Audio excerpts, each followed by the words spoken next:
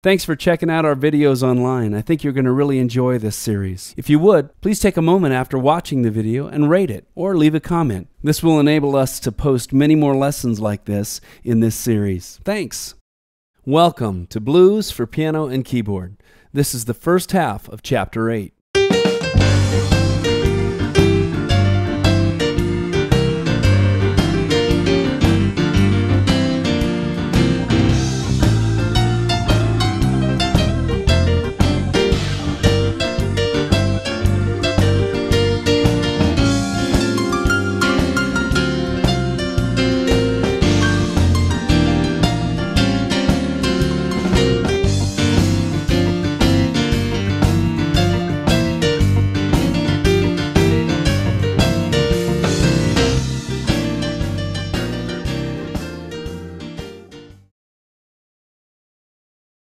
You've made it all the way to Chapter 8. Congratulations. You must be very interested in learning to play the blues.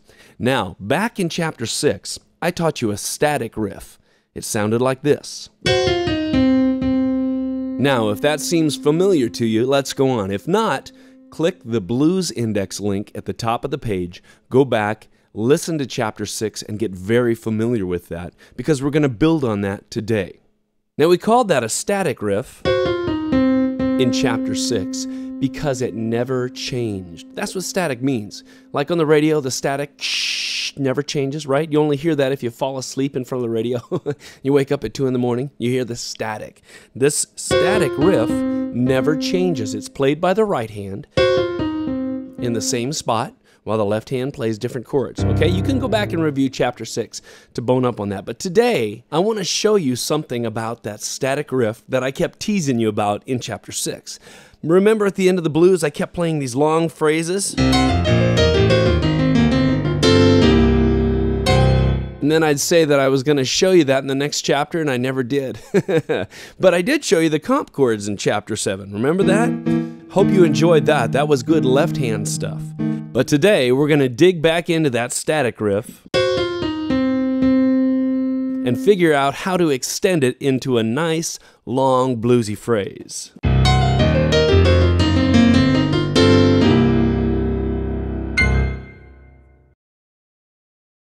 Before we start, I just quickly want to address the question, how will this static riff apply to your music? You know, you actually may never play a song that uses this exact riff. However, the more you understand music, the more you know, the more creative you will be able to be. So take in every angle of music that you can. Learn to read, learn music theory, learn to play by ear, play with groups, play by yourself, do some performing, practice, practice, practice. There's a lot of angles.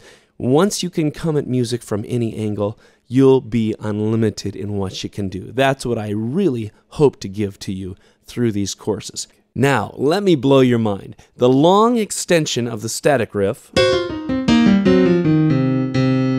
is really simple. In fact, you know most of it already if you've learned Chapter 6. It's actually the same static riff 2 times, high and low. Now, in between the high static riff and the low static riff, there's a tiny little riff that connects the two. I call it the connector. What a great name. This is what it sounds like. Okay, so here's the static riff with the connector. Then you play the static riff again an octave lower.